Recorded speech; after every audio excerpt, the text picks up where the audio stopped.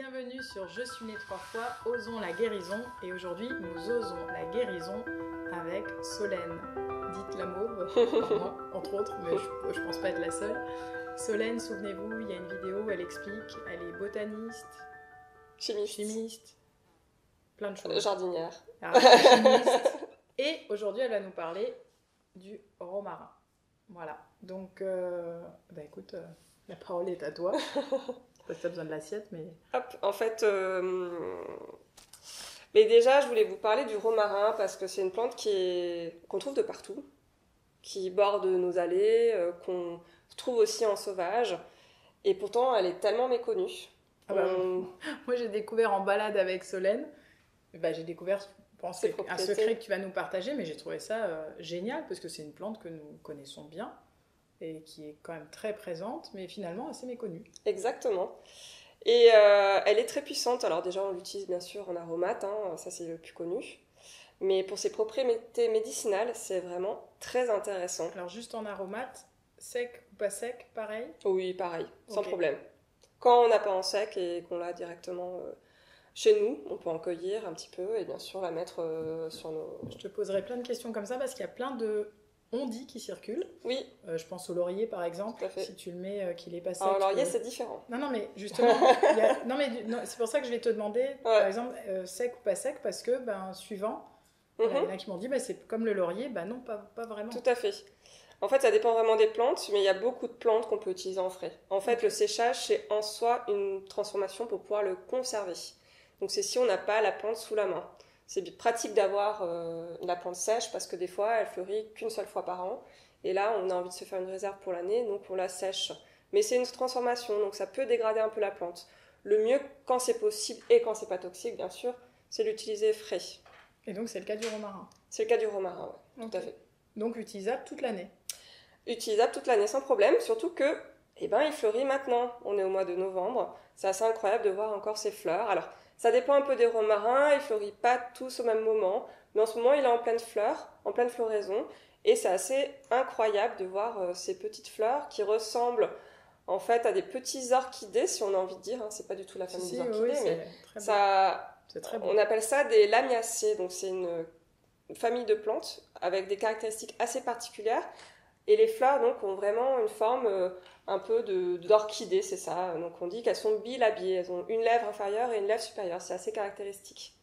Il y en a des blanches, il y a plusieurs couleurs. On peut trouver différentes couleurs, ouais. Pour toi, c'est OK par rapport à la... Il y a différents, en fait, types de romarins. Il y a des romarins qui sont... alors, je ne les connais pas tous au niveau latin, mais le romarin qui est le plus étudié, en tout cas en arboristerie, c'est le romarin officinal.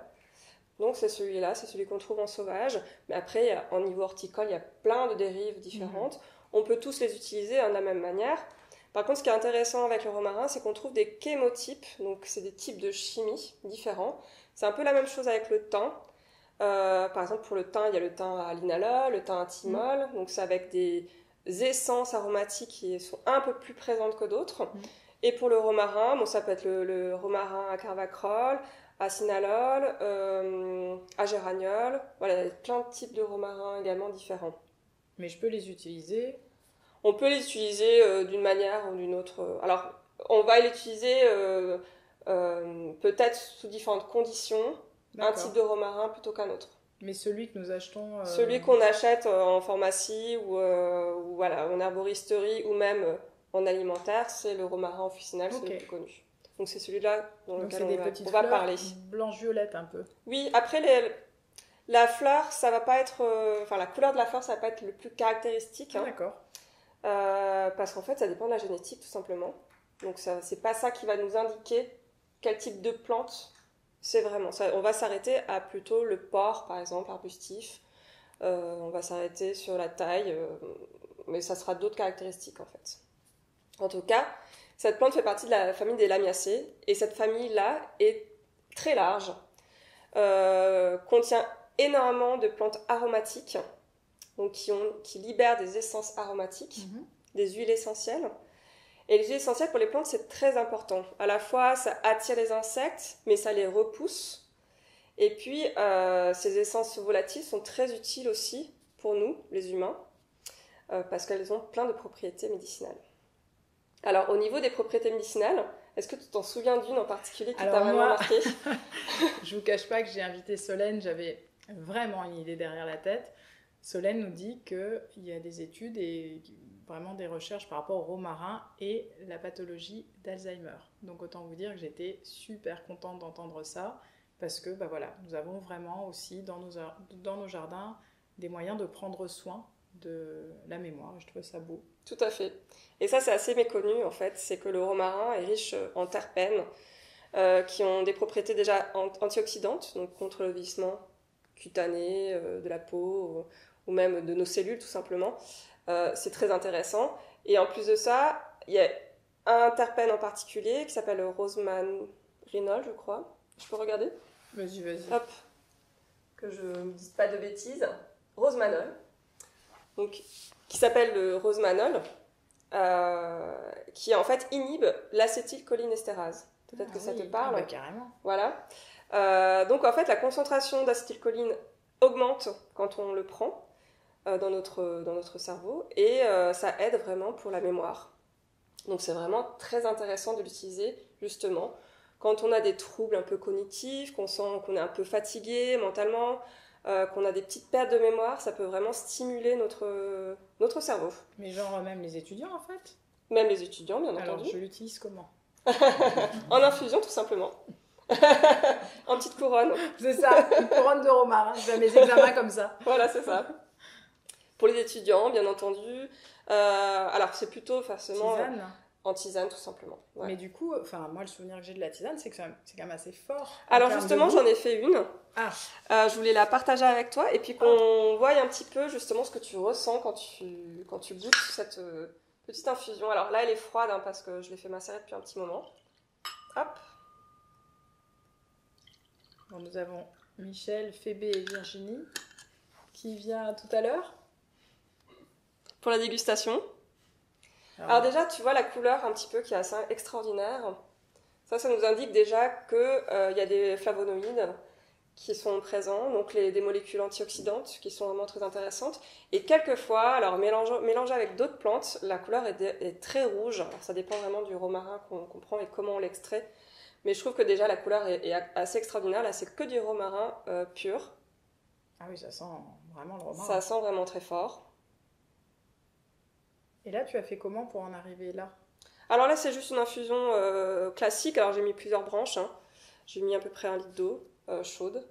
Donc c'est romarin et eau chaude dessus. Voilà, c'est ça. Donc c'est pas une décoction, c'est une infusion. Alors, c'est une infusion, en Okay. effet. Est-ce que tu connais la différence entre décoction et infusion? Alors pour moi, punaise, j'ai pas révisé. Alors pour moi, l'infusion, enfin, je sais que le thym, je fais plutôt décoction pour avoir le linalol qui tombe de nouveau dans ma... Ah oui, d'accord. Voilà.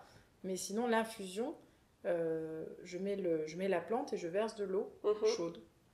C'est pas ça. Alors, en fait, l'infusion, en général, c'est pour les parties tendres de la plante. Ah, donc, même pour le thym, en général, c'est plutôt des infusions qu'on fait. En général, on porte à ébullition à 95 degrés max, parce qu'en fait, à 100 degrés, il y a les molécules volatiles qui commencent déjà à aller dans l'environnement. Et tu perds, en fait, en concentration de terpènes. Donc, c'est pas très intéressant. Après, toi, ce que tu as fait, c'est presque distiller, finalement, le thym. Alors oui, j'ai pas dit pourquoi j'utilisais. Oui, c'est vrai que c'est ça fait presque penser à une distillation. C'est comme ça que j'utilise. Voilà. Ouais, donc, à partir de là, bon, si tu couvres bien, normalement, c'est vrai que les molécules volatiles recondensent et retombent dans l'eau. Mais c'est très concentré. Mais du coup, c'est très concentré. Après, tu as d'autres molécules, du coup, que tu peux extraire comme ça avec cette technique. Mais normalement, l'infusion, c'est très doux, 95 maximum, à couvert et pendant 5-10 minutes. Voilà. Et décoction, c'est pour les parties dures de la plante. Donc tout ce qui est graines, racines, écorce.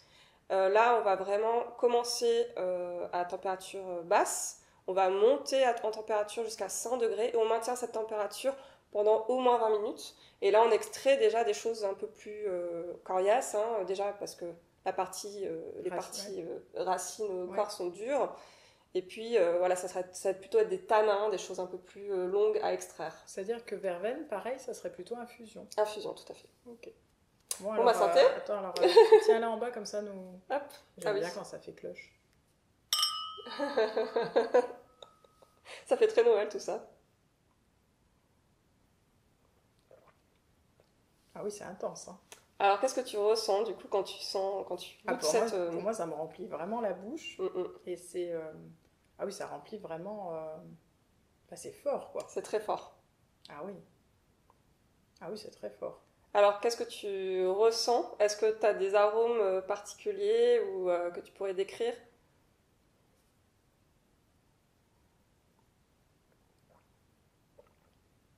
Alors c'est marrant parce que j'ai un goût qui n'est pas le même devant et derrière. Mhm. En avant-bouche, j'ai un goût. Et en arrière-bouche, il y a quelque chose de...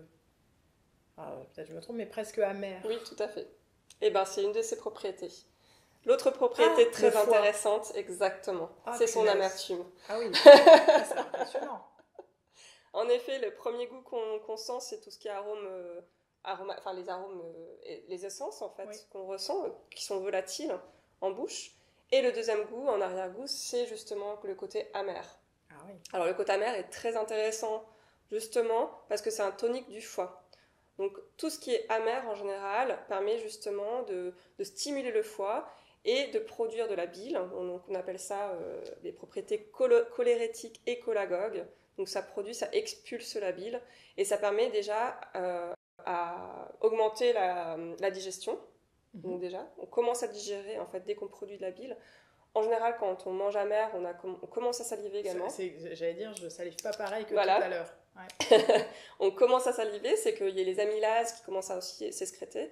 Et on commence aussi le processus de digestion comme ça. C'est très bon de manger amer en début de repas, parce que ça prépare déjà l'organisme à une bonne digestion. Mais c'est très bon également de manger amer, de boire amer, puisque ça va aller vraiment favoriser notre organisme à éliminer les déchets aussi du foie. Donc ça tous peut les être déchets. une tisane post-dîner de fête. Par exemple, ouais. Bon, sauf si tout t'as à fait. Un autre truc à nous donner. Non, c'est bien.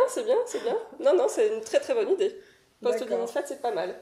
Et ah oui, donc, mais alors plutôt là par exemple si, bon, pour tout ce qui est mémoire ça peut être toute l'année, mais par exemple si vraiment je veux aller un peu plus loin par rapport à mon foie, ça serait une cure à faire au printemps? Tout à fait, ce qui est conseillé, ça serait par exemple de faire en cure. Alors, pas non plus boire des litres et des litres de romarin, hein, tout n'est pas, c'est un peu trop conséquent, mais par contre se faire une petite tisane tous les jours, pourquoi pas. Oui, donc ça ferait une cure vraiment de... Tout à fait. Alors, on dit cure, en général, il faut toujours faire des pauses, au moins d'une semaine. Donc, on fait 3 semaines de cure, 1 semaine de pause, 3 semaines de cure, 1 semaine de pause. C'est comme un peu tout, il ne faut jamais abuser de tout. Hein. En médecine chinoise, ils disent c'est la dose qui fait le poison. Exactement. Donc là, c'est ça en fait. Alors, dans ce romarin, c'est pas un peu comme le thym, mais le thym, par exemple, contient fortement du thymol.